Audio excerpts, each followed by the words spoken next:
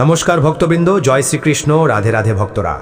মহালয়ায় এবার সূর্যগ্রহণের ছায়া। এই দিনে ঘটছে বছরের শেষ সূর্যগ্রহণ।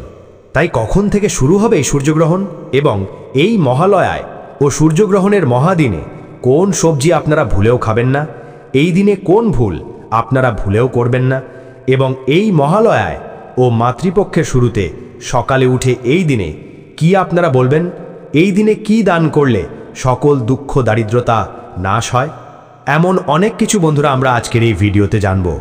নমস্কার বন্ধুরা, মহালয়ার দিন ভুলেও কিন্তু আপনারা খাবেন না এই খাবারগুলো, কারণ বন্ধুরা 2025 সালে এই মহালয়ার দিন ঘটছে বছরের অন্তিম সূর্যগ্রহণ। আর তার ফলে অবশ্যই আমাদের কিন্তু কিছু নিয়ম মানা উচিত, কারণ বন্ধুরা এই মহাযোগ বহু বছর পর হচ্ছে। শাস্ত্র অনুসার এই দিন থেকে পিতৃপক্ষের অবসান হয়ে দেবী পক্ষের সূচনা হয়। তাই এই দিনে সামান্য কিছু কাজ যেমন আমাদের সৌভাগ্যের দরজা খুলে দেয়, আবার এই দিনে কিছু ভুলও কিন্তু বন্ধুরা রোগ ব্যাধি এবং দুর্ভাগ্য ডেকে আনে এবং নানা রকম সমস্যা তার ফলে আমাদের সারা বছর ভুগতে হয়। তাই চলুন বন্ধুরা, এবার আমরা জানি যে এই দিনে আপনারা কোন কাজগুলো করবেন এবং কোন খাবারগুলো এই দিনে আমাদের ভুলেও খেতে নেই। তার আগে বন্ধুরা ভিডিওটি একটি লাইক করে কমেন্টে আপনারা বলুন হর হর মহাদেব ও জয় শ্রীকৃষ্ণ। নাম্বার 1, বন্ধুরা এই মহালয়ার দিন কিন্তু আপনারা একদমই দেরি করে ঘুম থেকে উঠবেন না। সকাল সকাল এই দিনে আপনারা ঘুম থেকে উঠে এই ভিডিওতে বলা মন্ত্রটি আপনারা 3 বার স্মরণ করবেন এবং তারপর পারলে আপনারা মহালয়া শুনবেন বা মহালয়া দেখবেন। নাম্বার 2, বন্ধুরা এই দিনে যারা আপনারা তর্পণ করবেন তারা ভুলেও কিন্তু এই দিনে চুল দাড়ি কাটবেন না এবং সকাল সকালে আপনারা গঙ্গাঘাটে গিয়ে খালি পেটে তর্পণ কার্যটি করে ফেলবেন। কিন্তু যারা বন্ধুরা এই দিনে তর্পণ কার্য করতে পারবেন না তারা স্নান করে এসে একটি ঘটিতে আপনারা কালো তিল ও লাল ফুল মিশিয়ে সূর্যদেবকে অর্ঘ্য নিবেদন করে পূর্বপুরুষের আত্মার শান্তি আপনারা পরমাত্মার কাছে প্রার্থনা করবেন। এবং এই দিনে পারলে বন্ধুরা আপনারা মৃত প্রিয়জনের ছবিতে আপনারা একটি মাল্যদান এবং তাদের প্রিয় খাবার তাদের ছবিতে আপনারা নিবেদন করে কোনো কাককে বা কোনো কুকুরকে খাইয়ে দিন। নাম্বার 3, বন্ধুরা এই দিনে সবথেকে গুরুত্বপূর্ণ কাজ হচ্ছে যে মৃত প্রিয়জনের উদ্দেশ্যে আপনারা বেশি করে পুণ্য অর্জন করুন।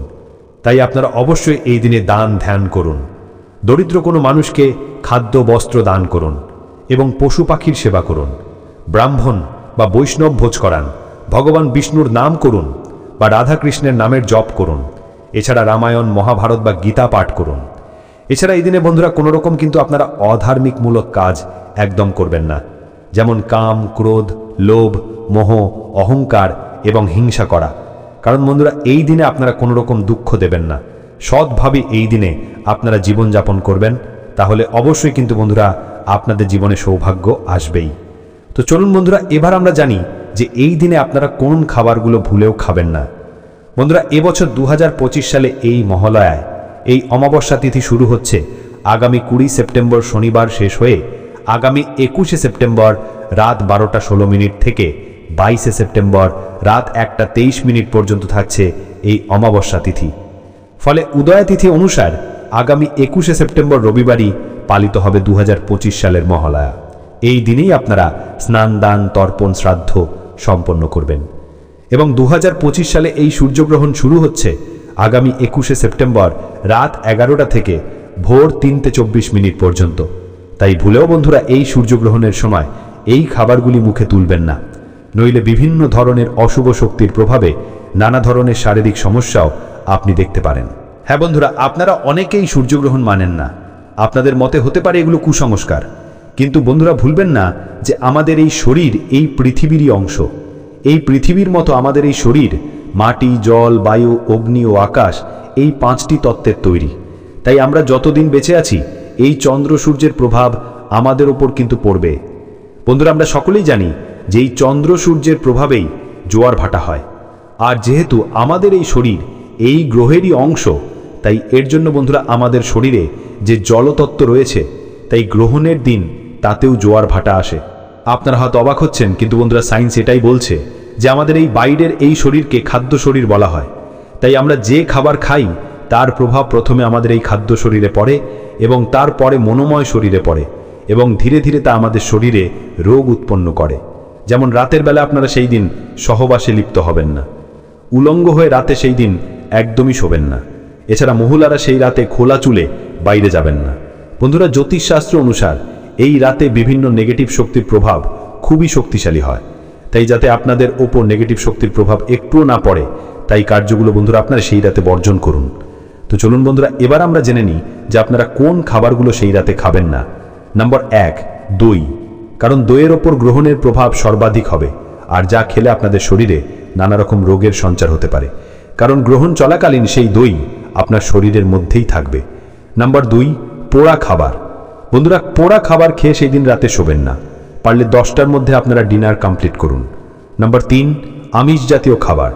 বন্ধুরা, যেহেতুই গ্রহণের সময় নেগেটিভ শক্তির প্রভাব সর্বাধিক হয়, তাই সেই সময় যদি আমরা এরকম খাবার খাই বা যেখানে সেখানে যদি এই ঠোকাটা ফেলে রাখি, তো নেগেটিভ এনার্জিরা এতে আকর্ষিত হতে পারে। নাম্বার 4, গ্রহণের আগে ভুলেও আপনারা নেশা ভান ভুলেও করবেন না, যেহেতু সেই সময় আমাদের শরীরে গ্রহণের প্রভাব পড়বে। তো এই ধরনের খাবার কিন্তু আমাদের শরীরে ডবল ক্ষতি করতে পারে। বন্ধুরা, আশ্বিন মাস একমাত্র মাস যেই মাসে পিতৃপক্ষ মাতৃপক্ষ একই মাসে পালিত হয়, যা বাকি কোনো মাসে কিন্তু পালন হয় না। এছাড়া এই মাস থেকে যেহেতু ঋতু পরিবর্তন হয়, তাই এই মাসে আমাদের বুঝে শুনে কিছু খাওয়া উচিত।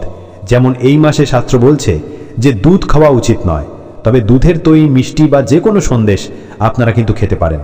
তবে শিশু বাচ্চাদের ক্ষেত্রে আপনারা ভালো করে দুধ জাল দিয়ে কিন্তু তবেই খাওয়াবেন। এবং ঠান্ডা দইও কিন্তু এই মাসে আপনারা অধিক খাবেন না, এতে সর্দি কাশির মতন বিভিন্ন সমস্যায় ভুগতে হয়। নাম্বার 2, তেতো। বন্ধুরা, শাস্ত্র অনুসার এই মাস হচ্ছে অত্যন্তই শুভ এবং পবিত্র। এই মাসেই মর্তলোকে জগজ্জননী মা দুর্গার আগমন হয়।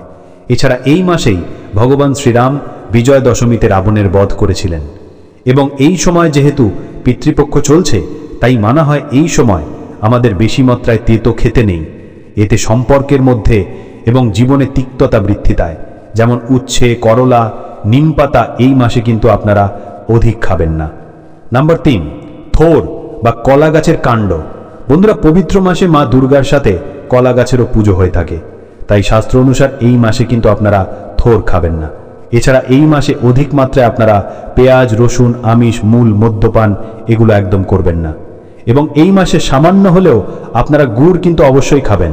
পারলে ভগবানকে আপনারা এই মাসে অর্পণ করে সেই প্রসাদ আপনারা সবাই গ্রহণ করুন। কারণ ঋতু পরিবর্তনের সময় এই খাবার খেলে যেমন আমাদের শরীর ভালো থাকবে, তেমনি সৌভাগ্যেরও কিন্তু আপনারা লাভ করবেন। এছাড়া এই মাসে মধু, লাউ এবং বিভিন্ন সবজি, ডাল, চাল মিশিয়ে খিচুড়ি মতো আপনার রান্না করে মা অন্নপূর্ণাকে স্মরণ করে একদিন অবশ্যই সেই প্রসাদ গ্রহণ করুন। এতে মা আপনাদের সকল মনোবাসনা পূর্ণ করবে। মা মহামায়ার কৃপায় আপনাদের আশ্বিন মাস জীবনে পরম সৌভাগ্য এবং সুখে ভরিয়ে দেবে। তাই চলুন বন্ধুরা, এবার আমরা জেনে নিই যে এই মহামাসে সকালে ঘুম থেকে উঠে কোন শব্দ বললে মা কৃপায় সৌভাগ্যে ভরিয়ে দেন।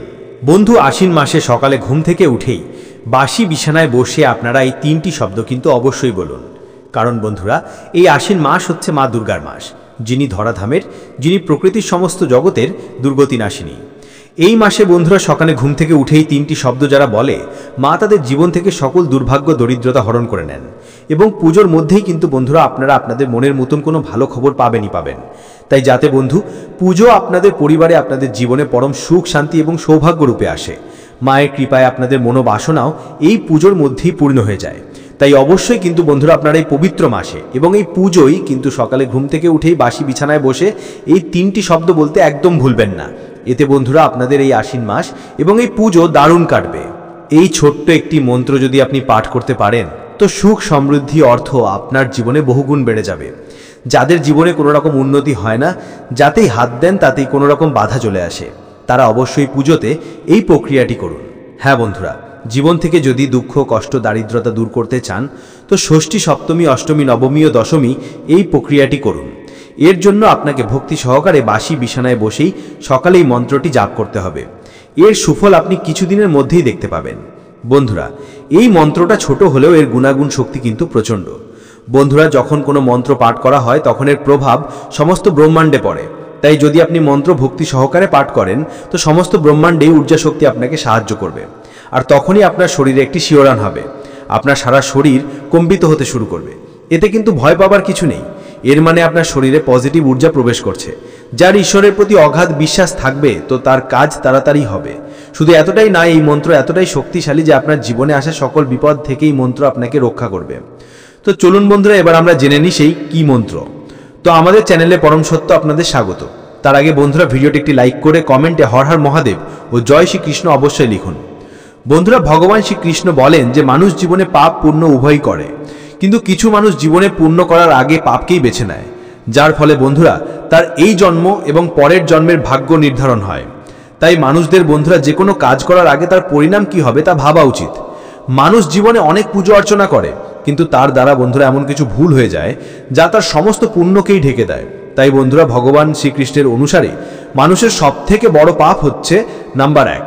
বন্ধুরা, ভগবান শ্রীকৃষ্ণ বলেন যে সংসারের সবথেকে বড় পাপ হচ্ছে কোনো স্ত্রীর সম্মানের সাথে খেলা করা।